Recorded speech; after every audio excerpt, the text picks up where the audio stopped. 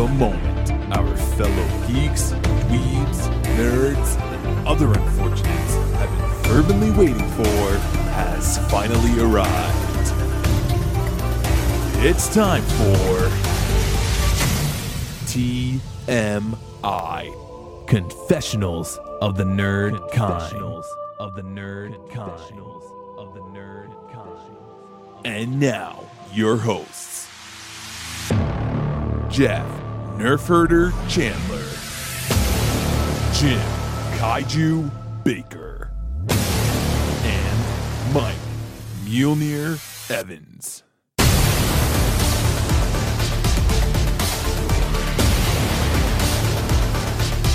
And now, let's get on with the show. Here is TMI. Dun da da, dun da da, season finale. We have made it through an entire season. Oh, I feel old. And welcome back to all of you that have stuck with us since episode number 1. Thank you. I'm curious if anyone has listened, like literally from day one. So this week, we've got a Tim Burton special. Burton-verse or a Burton-esque. Oh, that would be wonderful if Jack Skellington existed in the world of Mars Attacks and Dumbo. Well, that's funny you mentioned that because you know that Jack Skellington actually exists in the world of Beetlejuice. Does he? I did not know that. Where is... All right, so if you ever watched the end of Beetlejuice, yeah, when he's trying to marry Lydia, the lovely Winona Ryder, and he turns into a carnival carousel on his head. On the very tippy top of that thing going around his head is a little skeleton they used as a design for Jack Skellington. Jack Skellington, because Nightmare Before Christmas, based on a short poem that Tim Burton wrote, I assume pre-Beetlejuice, so... Well, we can get into Burton's mentality, but he goes nowhere without a little sketchbook.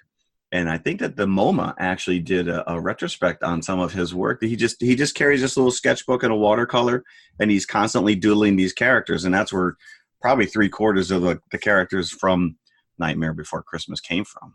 Were out of his sketchbook / head. So Tim Burton, we're going to be talking a lot about Tim Burton today. Yes. But before we get into it, do we have news, Jeff?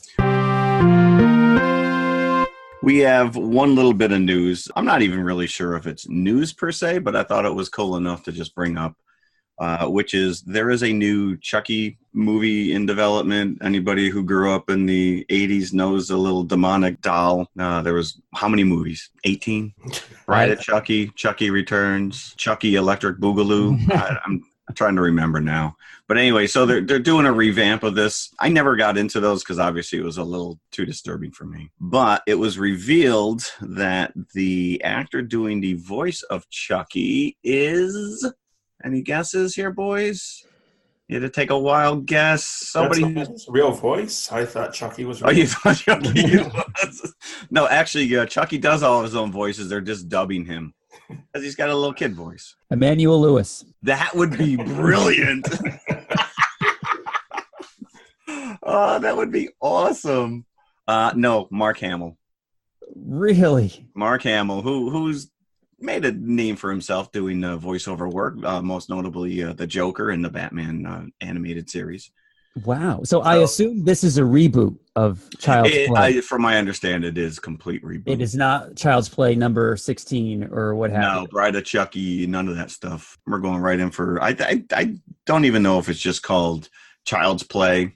Probably. Yeah. As a casual horror fan, Child's Play always used to be kind of lame to me. I never had any interest in watching it. I think that they're scraping the bottom of the barrel for finding properties to reboot. Everything old is new again. You know, you and I may have been just a little too, I probably scared the crap out of some kid growing up. And now he's like, oh, I can't wait for this Chucky reboot. I love that movie.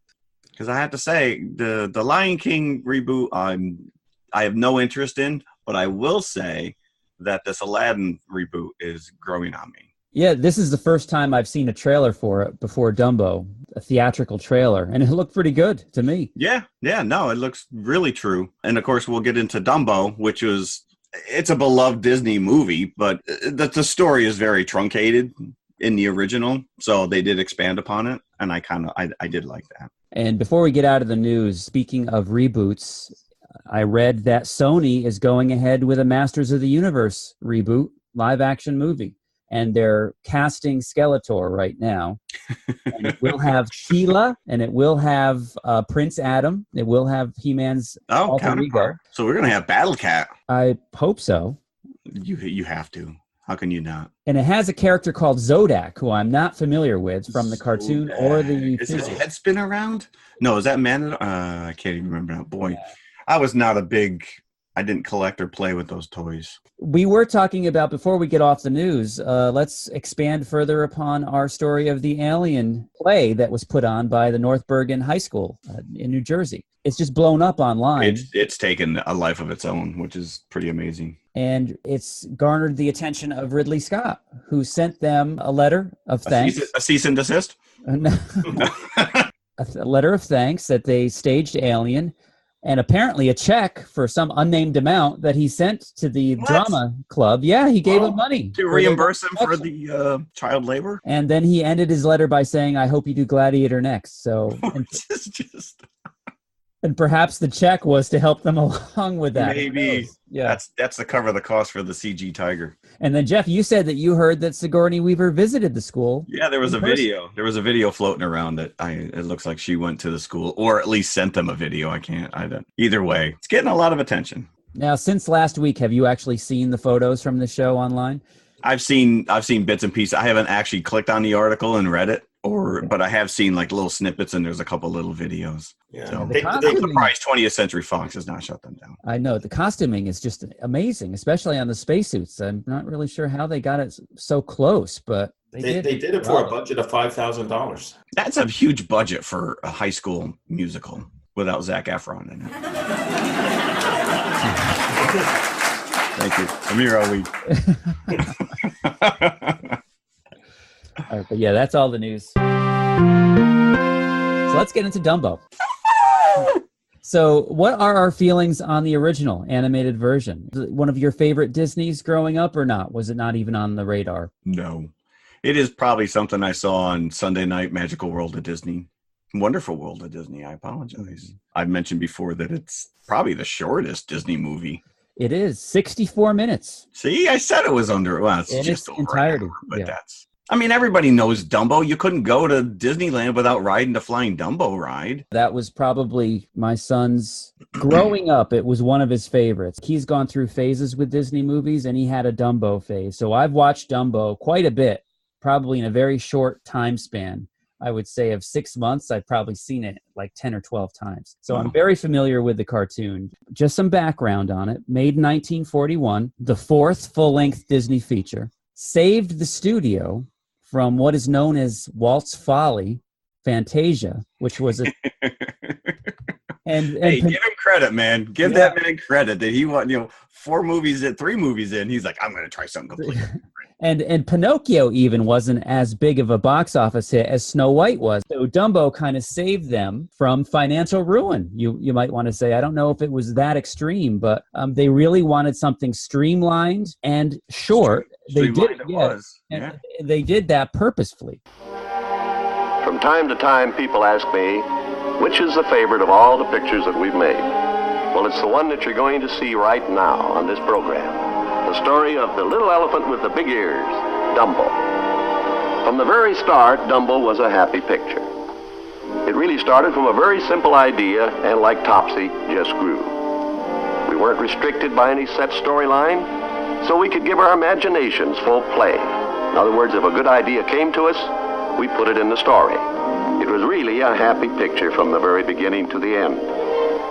So in the original Dumbo, of course, has probably the most tear-inducing scene of any of the early Disney movies, Bambi included, which is the baby mine scene with Dumbo and his mom after his mom has been branded a mad elephant and caged and cradles him in her trunk through the bars of her cage. And he captures that perfectly. Yes, he does.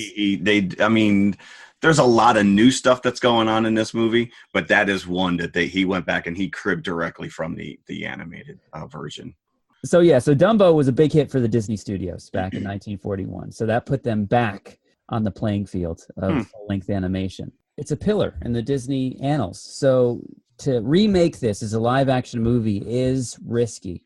And to stretch it out from its original 64-minute to just under 2 hours. And I think Tim Burton was exactly the right man for the job. I enjoyed this immensely. I'm going to back you up on that. I really had a great time watching this. Now this, I think Tim Burton has returned to form from recent films with this movie. I think this, you really get a dose of that old Burton magic with this. Yeah, it's Burton light. It's not as dark. So even I think his last one was the Peculiar House of Mrs. Peregrine. No, his last one was Big Eyes. I thought that was prior to Peregrine. Either or. It's one of those. They both have a little more of the dark edged sensibility. What I find weird or interesting, I guess, is that if you go back to Tim Burton's history, he started out as an animator at Disney, working, I think it was Fox and the Hound. You can double check my math on that one. And he was fired because his sensibility and his dark attitude just didn't gel. So now you go, 40 years later, and he's now directing a big tentpole Disney flick, which I thought was kind of ironic. From the opening scene of the train, it does have his DNA all over this. And you're right. I did not. Matter of fact, when we first said we're going to go watch this, fine, I'll go watch it, but I really have no expectations or desire. And I loved it. I walked out of this very, very happy. And it is a by the books. You know exactly what's going to happen. But it's a kid's movie with a little dark edge. It's not too dark. I loved it. I liked it a lot. The parallels between this movie and the original. He tries, and what I really appreciated was, of course, you're not going to have talking animals in this. Dumbo, the character himself, is humanized, but just like in the original, he does not speak. But he does appear to understand the human characters that speak to him. It's fantastical in that way, but I appreciated the fact that he's trying to draw some parallels with the original. He had Casey Jr., which is the circus train. Yep. With a refrain from the Casey Jr. song, like Casey Jr. coming down the track. So so you hear that in the musical cue. He's got the storks because in the original, Dumbo is brought to Mrs. Jumbo from the stork. Yeah. So you see the storks there the night that Mrs. Jumbo is giving birth. So that's kind of a tip of the hat to the stork scene in the original. Mrs. Jumbo does attack someone, which brands her as a mad elephant, but it's not the kid. I think that would have been a little bit too dark because in the original, if you remember, it's this rotten kid that's making fun of Dumbo's ears. And then she comes and grabs him by the feet and dunks him in water and then gets taken. And there's a little bit of an homage to that later on. You see the same kid with the giant, the kid himself has big ears. Right. That's the joke in the original Dumbo. It's like this kid that he's throwing stones at a glass house. And well, that's because he probably been picked on. So it's like, it's always good to be. Yep. But in this version, it's like an evil circus hand that gets stomped on. And he gets killed by Mrs. Jumbo. He does get killed. There's a death in this one. Yeah. And that. Well, he did not by the elephant, inadvertently. Like the circus tent comes down and crushes him. Literally falls on him and crushes him. But that scene, the kids in the theater were very confused, and it was really young kids. It was a matinee, so it's 3-year-olds, 4-year-olds, 5-year-olds, and you just hear after this scene, is he dead? Did he die? Oh, that's so funny because I had a couple behind me. So I went to my matinee, 12 o'clock. I'm the first person in the theater. A family of 2, I think it was the grandparents with a little kid, probably no more than 5 or 6, came in, sat right behind me. I'm like, you got the whole theater. Why do you have to sit right? So I actually moved over one because I'm a single, creepy 50-year-old white guy in a kid's movie by myself. So there's always that kind of stay away from him. So the fact that they cozied right up to me was weird, but they were talking to the little kid the whole way through. And that exactly that scene that you're talking about, Jim, which was, he got really hurt. is what the grandma said to the little girl. You're right, though. I mean, it's true to the original, but I love the world build out. It was well done. And Colin Farrell, so this takes place, it's a period piece, 1919, I think. And Casey Jr. has the number 41 on the front of him, which I thought was a nice little homage to the fact that it was released in 41. But yeah, I mean, I liked Danny DeVito. Danny DeVito is always kind of Danny DeVito, but I loved when you see the trains, it sets it up immediately. This is a traveling circus, and it's really kind of on its last legs. Right. The Medici Brothers circus. And the minute I saw two Danny DeVitos on the side of the train, I'm like, holy crap, we're going to get another Jack Nicholson double character play out. And it didn't happen. One actor for two characters, but we find that was a bit of a sham. He never had a brother. It was just him the whole time. Right. It was all a shtick. It was all a sales shtick. So, but I love Danny DeVito, and this is and Colin Farrell. I could take him either or leave him. What's funny about this is that Will Smith was in talks to play this character. And Colin Farrell's? Yeah, and then declined. And then he obviously ended up taking on the genie in Aladdin. But also Bill Hader from Saturday Night Live, Chris Pine, and Casey Affleck were interested. And then they all eventually passed before Colin Farrell took it. And, he comes back from the war. He finds out that his wife has died from influenza. The kids don't really know him that well. And he's missing his arm. Which I was like, oh, this is what we're going to do through the whole movie now? Because it's distracting.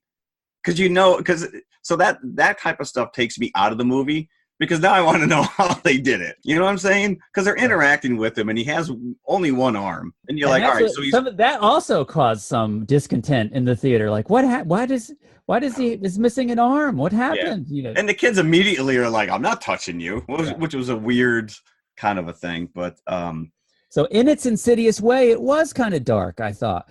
But yeah, I think it still had that Burton flavor just from the design of the sets. Look at Dreamland. I mean, that whole when you get that was beautiful, phenomenal. It was absolutely and we can get into that as well when we start talking about Michael Keaton's character. But I'm watching this and I'm like, man, that Helen Bonham Carter is such a chameleon. I'm like, and then halfway through the movie, I'm like, that's not her. No, she's in every Tim Burton movie, but I'm like, that is not her. Yeah, no, I don't think she is anymore. They're on the outs as a couple. So that's sad. Yeah, so Tim Burton usually employs whoever he's going out with, and I don't think he's going out with Eva Green. I don't think they're a couple, but that's his new. And then who is it? Lisa Marie, right? Yes, she's in Mars Attacks, Sleepy Hollow, and a number of other Tim Burton movies. Yeah. So I guess if I want to be in a Tim Burton movie, I got to date him. Yes, you do. Listen, I'm willing to put out for the man. I'm not above it or below it.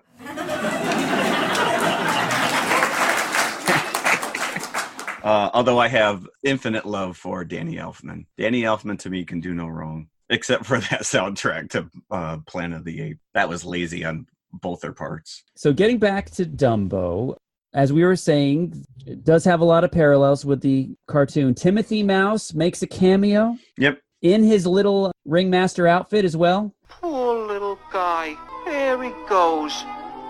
Without a friend in the world. Oh, I'll do something about this. So you like to pick on little guys, huh? Well, why don't you pick on me? A proud race. Overstuffed hay bags. The two kids in this movie, Millie and Joe, they really take the Timothy Mouse role as Dumbo's friends. These are the two kids that you're established that are traveling with this circus. Colin Farrell's character of Holt used to be a sharpshooter, a rodeo guy that was with the circus before he went off to World War I. He comes back with missing an arm. His wife, he finds out, has been killed by the influenza, and the kids are still there with the circus.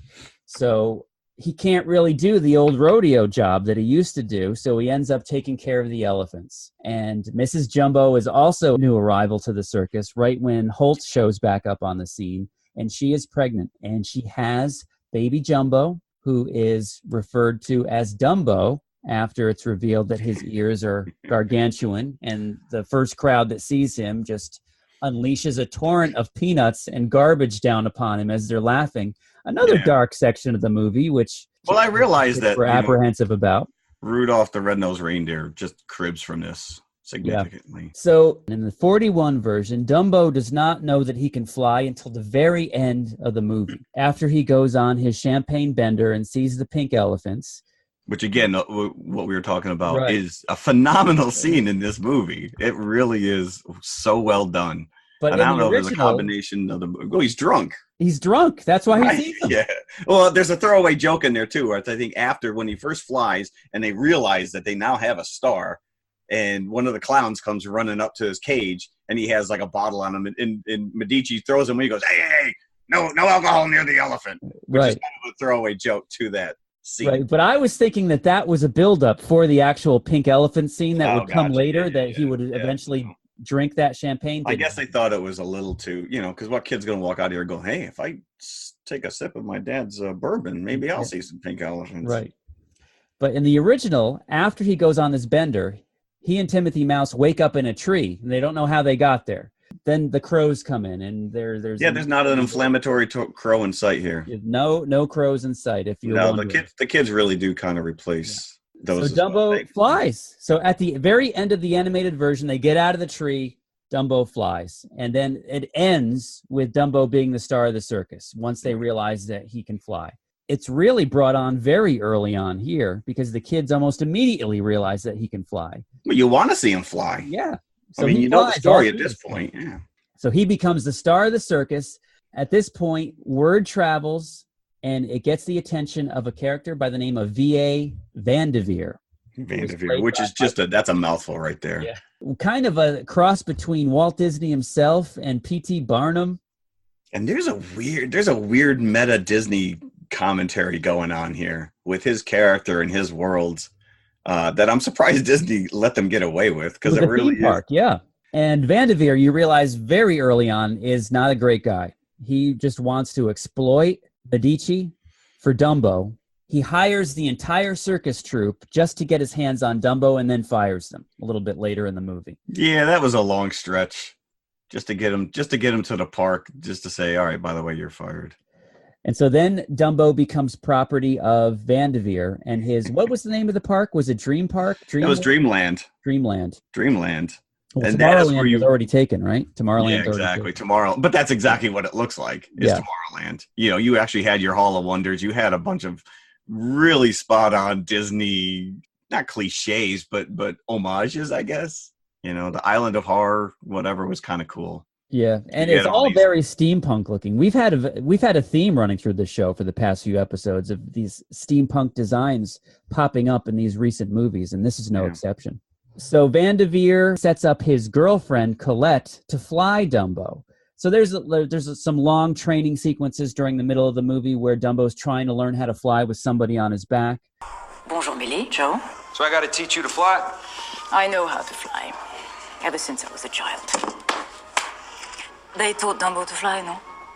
So I don't need your expertise. And Colette is played by Ava Green. As the movie goes on, we learn that Jumbo's mother, who was ripped from him earlier on because they thought she was a mad elephant, is actually in the House of Horrors of Dreamland as a killer elephant. And Dumbo hears her, and Michael Keaton, for some reason, doesn't capitalize on the situation by making Dumbo happy. He immediately wants to get her mother out of the park. And this is the catalyst for the end of the movie, where the circus troupe that's been fired, Eva Green, who realizes that Vanderveer is just a rotten guy, they all conspire to reunite Dumbo with his mom and get him back to the far, far east where he comes from. Or Mexico, if you want to follow that allegory. Because it was a little too ripped from the headlines. Well, and I know this movie, they stayed true to that whole story sequence, but in this day and age, it's kind of like, oh, where are we going with this? So I really enjoyed it. I really did. And it wasn't like one of these Tim Burton movies where he's just cashing a paycheck, like Planet of the Apes, where it could have been any director doing this. This is a Tim Burton movie through and through. Felt like some of the cinematography, some of the design work from Beetlejuice, from Nightmare Before Christmas was seeping into this. So you really did get that flavor of Burton-esque movie making. Yeah. And especially, let's talk about the Pink Elephants on Parade sequence, which is a troupe of bubble blowers, but for lack of a better term. And at first you're like, all right, is he like imagining this? Are people really seeing this? How can they pull that off? But you just go with it. So it's a precursor to one of Dumbo's appearances at the Van de Veer Big Top. And so all these ladies come out with these big bubble wands, big vats of bubble solution, and they dip them in, and they're making these giant bubbles. And as they rise to the top of the tent, they become elephants in shape, in pink in hue, hence the pink elephants on parade. And then they go on parade. They start marching around. Yes, they do, in bubble form. It wasn't as impressive as if you were to go back and look at that animated sequence from 1941, but still. Yeah, I actually thought that they kind of pulled it from Fantasia, to be honest with you, when I was first watching it. I don't necessarily remember it from the original. Oh, really? You should go back and at least watch that. It's been a while since I've seen Disney. Just that sequence. So, we didn't even bring up Alan Arkin has a really fun, this guy's fun no matter where he goes. He kind of chews up the scenery for a couple minutes. Yeah, and in every movie, he's just like your grumpy grandpa. That's what he plays in every movie. And he's like the banker. So it was established that Van der Veer maybe didn't really have as much money as he was led to believe. And all the money was coming from Alan Arkin's character, and all the money was going to Alan Arkin's character. So, but he was fun. The Ringmaster. Once you get into Dreamland, and they replace it's the WWE announcer guy. Oh, let's get ready for Dumbo, which I thought I laughed out loud the first time he did it, and he did it not once but twice. He did it twice, and they gave him. It's funny, but it does take you out of the movie a bit. And they also gave him some dialogue from The Crows from the first movie as well in his spiel. Yeah, that was good stuff. Did you know that the little girl Nico Parker, her mom is Thandie Newton? I had no idea. So that was kind of cool, and I think that Thandie was actually on another set. Filming solo at the time. So here's the other thing, the one that blew my mind. This entire movie was filmed on set, on a stage. There's not a single shot that was outside. Everything is CG and built out. So the exterior of the park was actually indoors. That is insane. Yeah. Because it is such you're looking at it and it's just grand in scale. And it's very atmospheric. I mean, there's a scene when they're still in the train. Now, I guess they built out the train cases or whatever. You know, there's physical props that exist in the tent and stuff like that. But the environment around them. So, like the scene where you're seeing the sunset or whatever, that's all completely CG. And I've got a little nugget for you. Did you know that Michael Keaton's character was originally being looked at by Tom Hanks to play? He would have been too nice. He would have been. Tom Hanks is too. It's tough for Tom Hanks. Outside of maybe like Punchline, where he was just a jerk. Like, name me another movie where Tom Hanks played the bad guy. Even in the one where he's the Road to Perdition. Even in the one where he's the bad guy, he's not the bad guy? Correct. Yeah, Road to Perdition. He's like the gangster hitman or whatever. I don't remember now. Yeah, no, this character needed somebody that you could hiss at immediately when he was on But he's screen. not. I mean, you've got your villains and you've got... But this guy is a villain. He fires the whole troop. True. But that's corporate mentality. I hate to tell you. I've been on the other end of that. So they're all villains. They're all villains. I don't care how dapper you look with your nice hair. So I want to talk about the theater experience for 1 second. This is something that happened for the very first time, and I don't. So my screening was at 12 o'clock. My theater didn't even open their doors until 11:30. I get my popcorn, and I found my new guy, who not only put my butter on the bottom of the bucket before he even put a single kernel in, layered out my popcorn with ridiculous amounts of butter. And so I'm in love with this kid. That's it. He's my go-to guy now. But I take my seat, and the trailers are already playing. It's now 11:40, 20 minutes, 11:45 maybe. Trailers were playing, one right after the other, and they were all Disney. We got Dora the Explorer. Did you see that one? I did see that one, yeah. Okay, Dora, Toy Story 4. There's Aladdin. There's another Yeti movie, which I can't remember the name of it. His name is Everest, but I don't think that's the name of the movie. But exactly at 12 o'clock, the movie started. So it wasn't like 12 o'clock where you normally show up and then you sit through 20 minutes of trailers. Right. The trailers were all up front.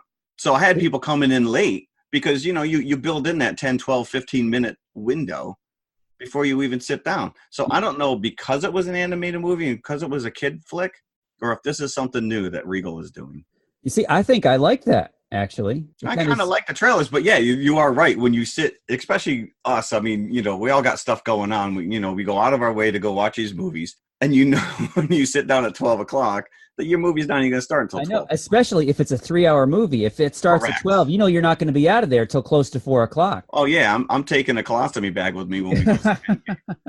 I'm going to have to. There ain't no way I'm leaving the theater. Apparently that did not happen to you, so I don't know if it was interesting. And like I said, as soon as 12 o'clock rolled around, boom, movie started. All right. Well, I'm for that. I'll go with that. I would think keep the kids' attention, get them out the door. If you've thought to yourself, yeah, I missed what Mike said about this movie, you're not incorrect.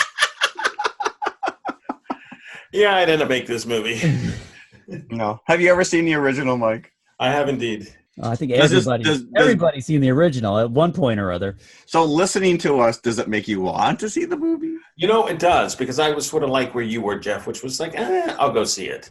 And you guys have talked it up enough that I may make an attempt today to go. A day late and $1 short. Nice going, Mike.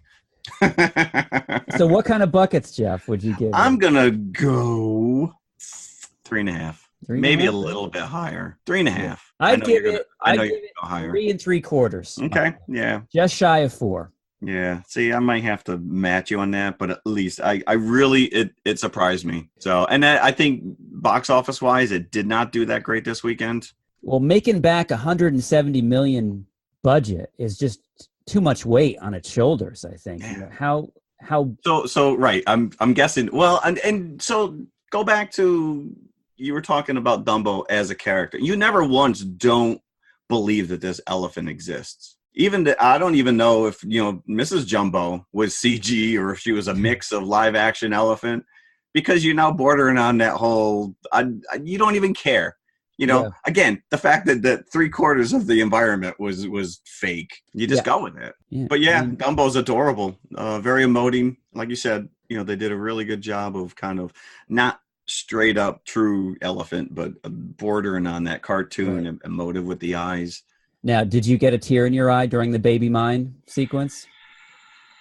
No, I got, like I said, the pink elephant scene really did it for me. Dumbo was getting into it, and you see his head's bobbing as the elephants become more progressive, and I was just like, I was right there with him. I'm like, this is cool. This is really, I was invested. So, but never for a minute did I think that he was in danger. I was down. No. Even when he was sliding off the platform, that no. very Bugs Bunny, Looney Tunes-esque platform. Right. Well, yeah. Hit the lever and the thing goes right up to the top of the big top. Yep. So, Colin Farrell scaling the side of the tent with one arm was a little more harrowing. I'm like, there's no way he could do that. Yeah, no. Every time he let go, he's gonna fall. That thing was completely vertical as well. It's not even like he was on an incline. He was going straight up on that tent. But yeah, you're right. It's got Burton. It's very Burton-esque, even though it is not as dark as some of his other stuff. I liked it. I liked it, and I wish that more people would go see it. Just be careful with your very young ones. Be prepared to field those questions. Is he dead? A worthy live-action addition to the Disney canon, I think. Yeah, one that I don't think we really thought we needed, but now that we have it, it is. Let's visit your guy, Jeff, at the concession stand. I want some of that hot butter. Butter me up. Golden, pure, creamery butter, rich, flavorful, satisfying. That's what it takes for the finest buttered popcorn, and that's what we use. See for yourself why there's no Showtime treat to equal the crisp, delicious flavor of hot popcorn that's bathed in real melted butter. It's at the concession stand now. Okay, we're back. We did kind of have to think about what we wanted to pair with Dumbo, because Dumbo is kind of unique in the Tim Burton canon. Because you figure Alice in Wonderland was not really a remake. It was more like a sequel.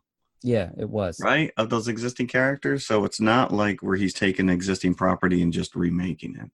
And Dumbo really has even though it's got that Burton flavor, it really is its own thing. So it was difficult to try to find a natural match in the rest of the Burton oeuvre. Oh, I love to say that word. Oeuvre. Ooh.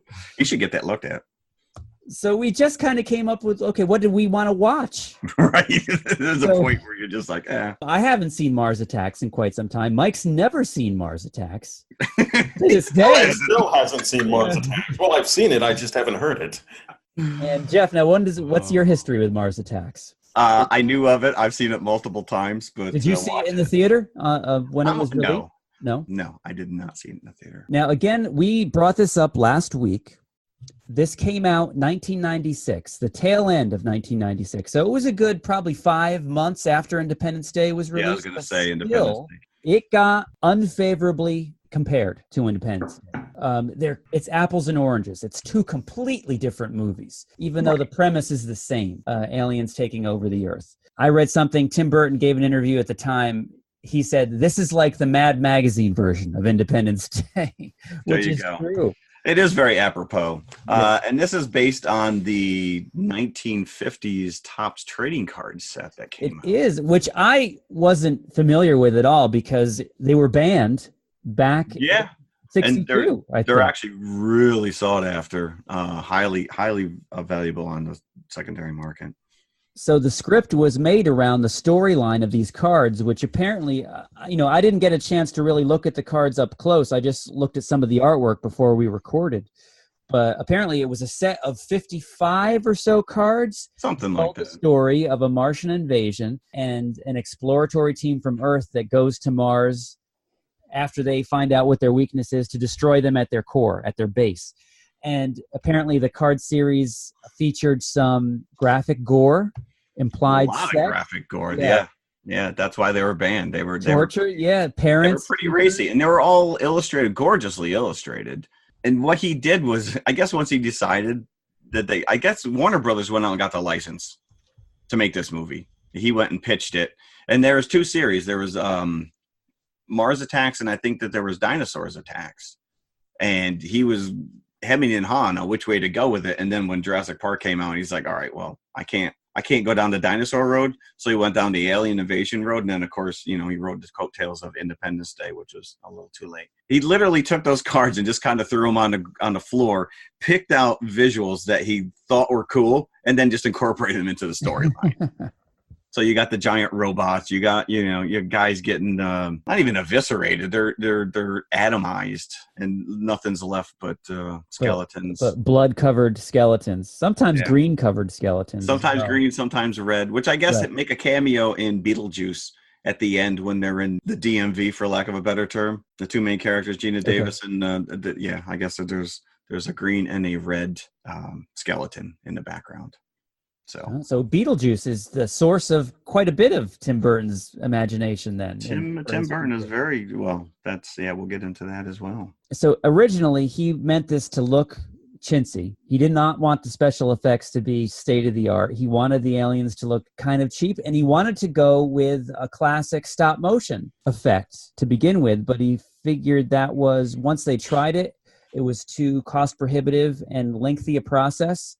So they went with CGI instead. It does kind of smack of that early 90s CGI, which is not really as, I want to be kind here. Yeah, it's dated. It's dated, but because it is kind of, a lot of his movies are kind of timeless in the sense that you don't really get a sense of, okay, this is taking place in the 90s. We know Dumbo is straight up a period piece. Right. Even though, like you said, there's very steampunky kind of futuristic stuff going on there. So, but yeah, this was made to look like a cheap B movie. And so I guess that kind of, the cheesy animation of the Martians plays into that a little bit. I mean, it's a weird movie because it's a bad movie, but you can't look away from it. I border on saying that this was, I can't decide if it's awful or if it's brilliant. I know. To be honest with you. I'm in the same boat, actually. Yeah. Now, this, you could tell it was very much inspired by all those Irwin Allen movies of the early 70s, the disaster movie, your Poseidon Adventure, your Towering Inferno, because those had a cast of characters like 30 characters deep, and they were all big stars, right? And this has a ridiculous amount of big name stars. And I read that they were going to go with 60 main characters, and then they had to pare it down to 23, which is what they came out with in Mars Attacks here.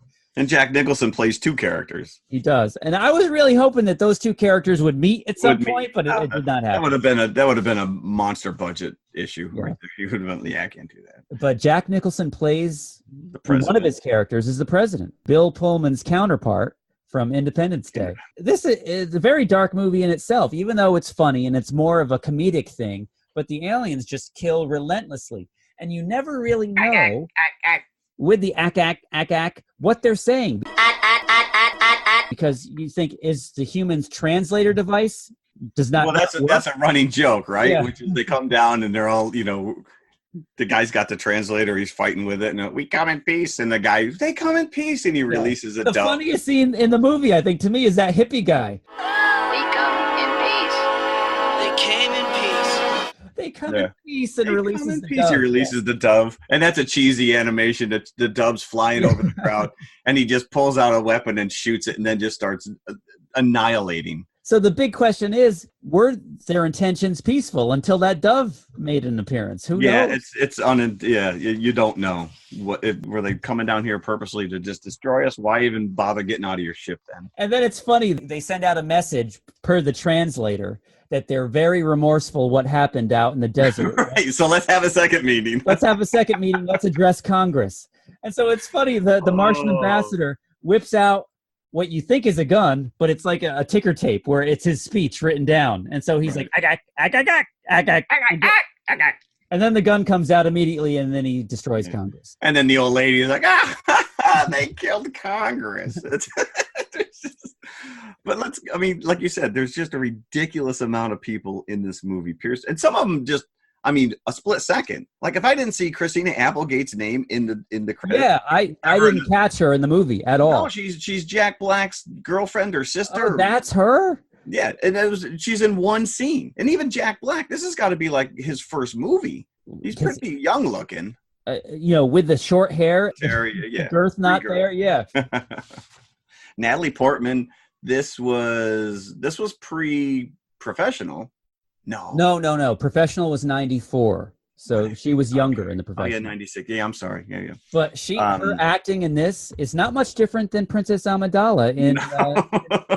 Makes you wonder. Most likely, George Lucas is like, I want her for Phantom Menace. That wooden delivery, I need that in Phantom Menace. You're a funny little boy.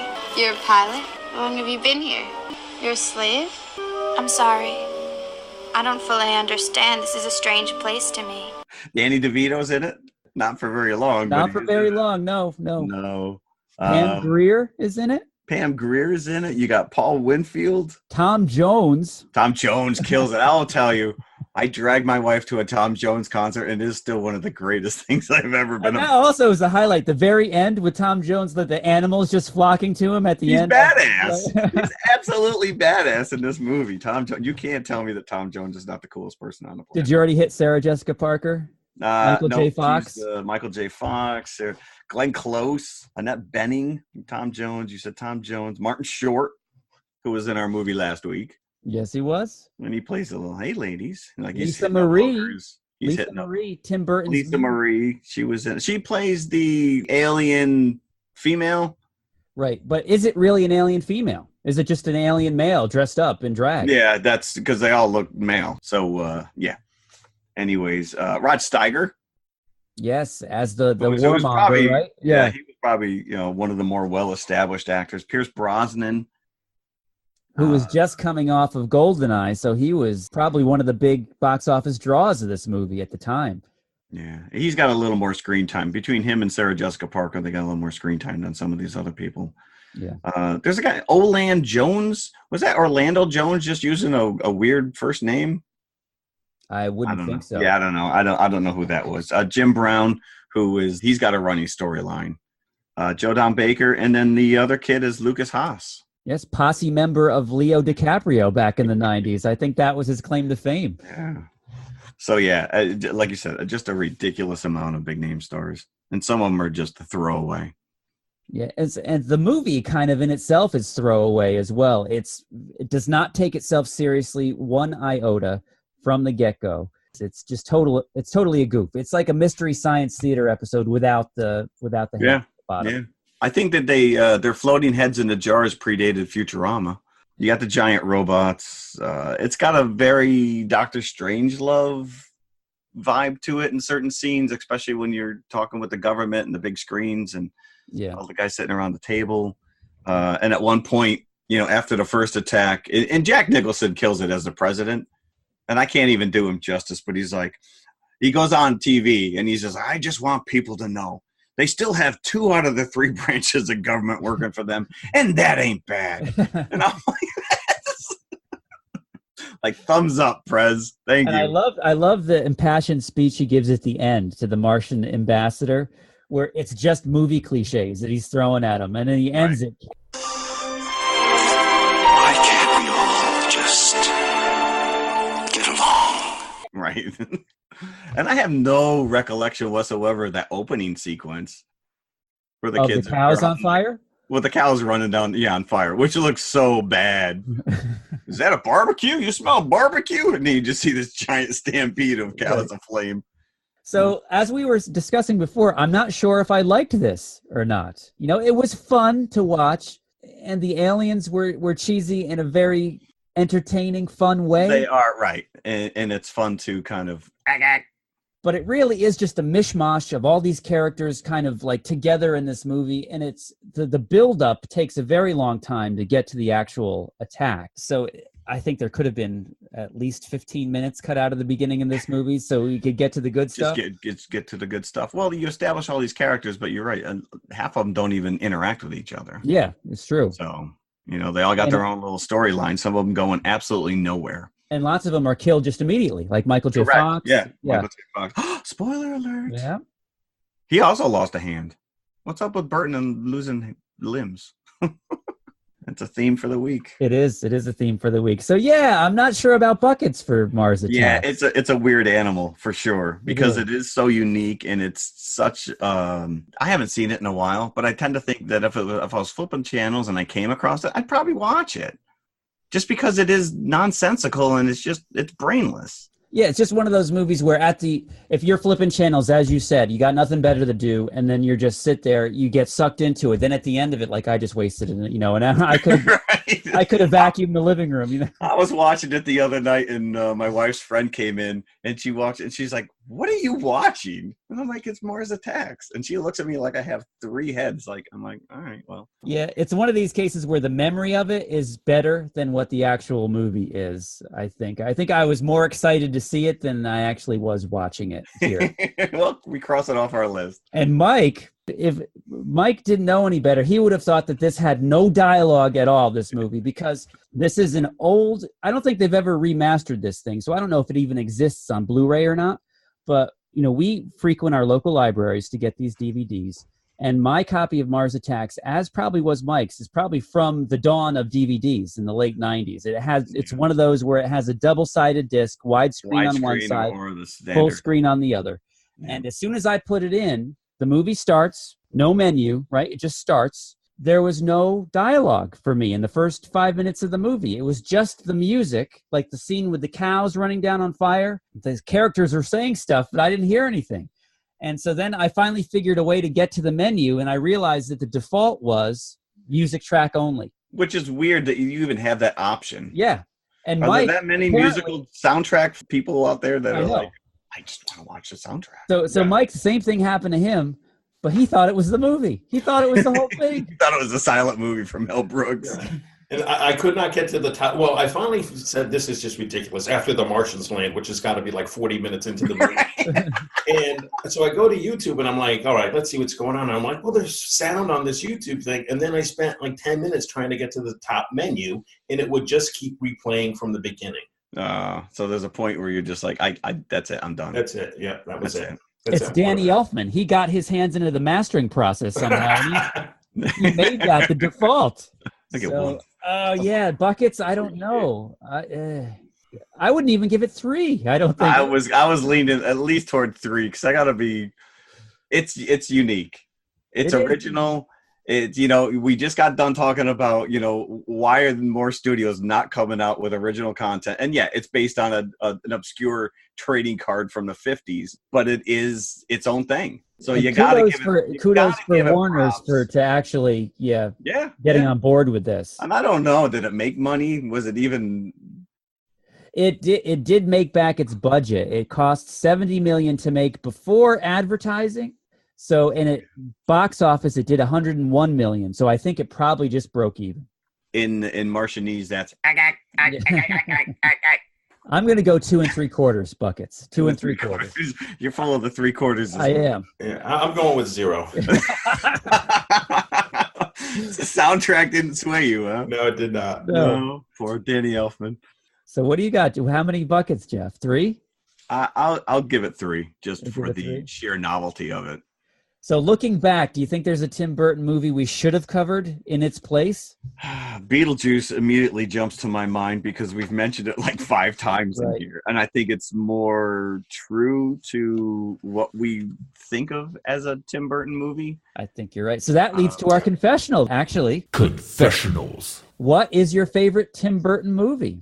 So, Jeff, would you go Beetlejuice as your favorite? No, I want to hear Mike since we haven't heard from Mike at all today. I would actually go with Beetlejuice. There you go. Which is actually 31 this year. 31 years ago, Beetlejuice came out. What came out first? Was it Edward Scissorhands or was it Beetlejuice? No, I think Beetlejuice was 88. Yeah, Scissorhands was 90. 90, yeah. It just has that best ending in the world, where he's waiting in that the room of the. I want to call it the DMV. It's like the Department of Dead or something. Yeah, and his head gets shrunk by like the voodoo doctor.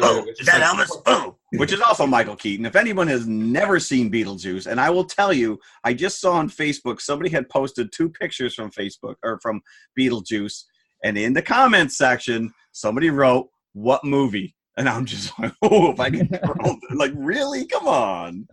So, I didn't mean to step on your. No, the question is Beetlejuice more a Tim Burton movie or a Michael Keaton movie? Ooh, Tim Burton. It is a nice pairing because Michael Keaton up to that point, because he didn't do Batman until 89.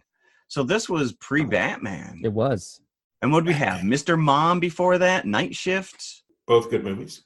Yeah, but he's Johnny Dangerously, so he's always kind of played that kind of plucky.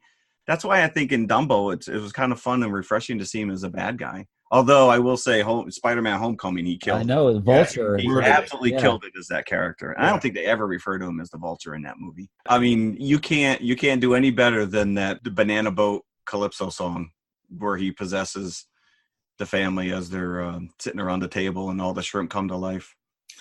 Yeah, I mean, I think it's probably the movie everyone thinks of when they think of Tim Burton.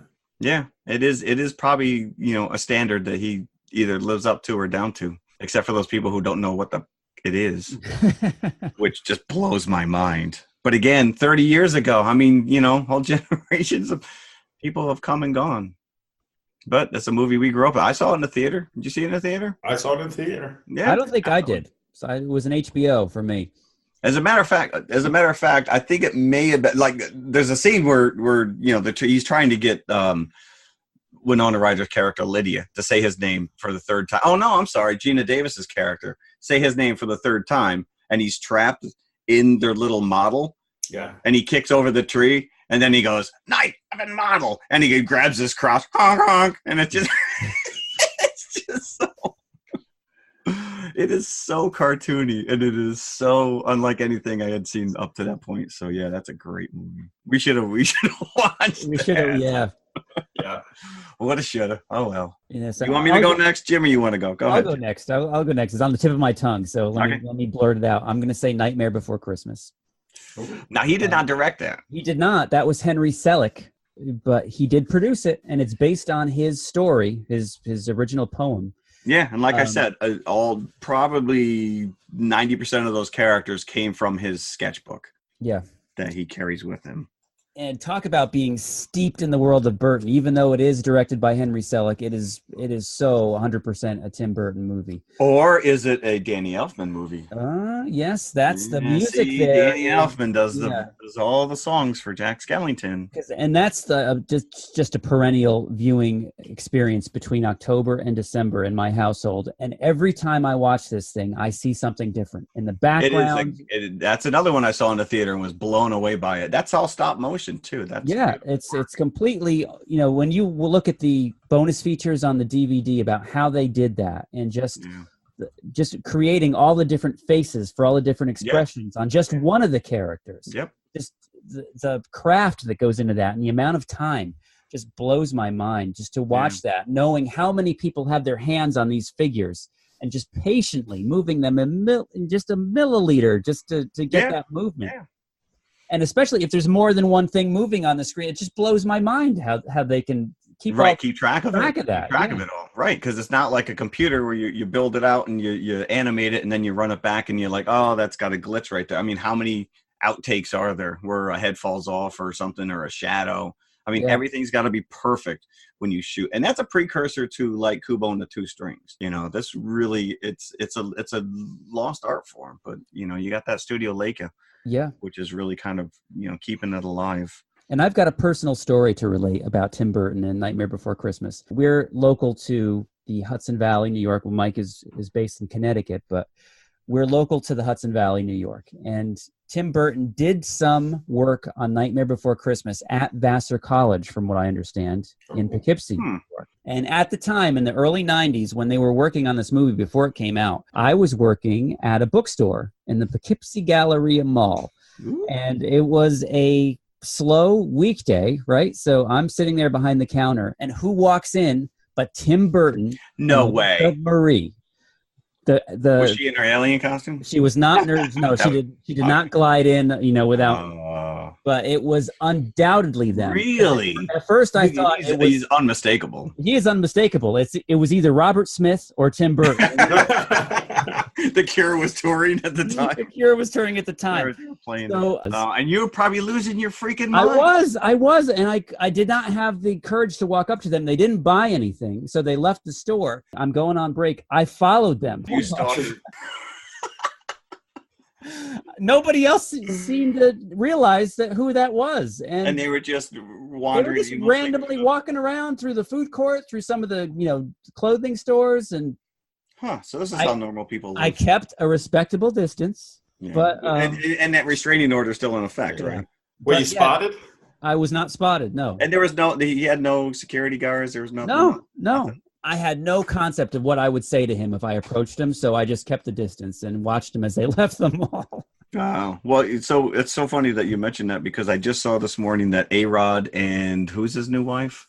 A-Rod, J-Lo. J-Lo. Is it J-Lo? Yeah, that they were spotted at some Hudson Valley mall, and I'm sure that there was a mob.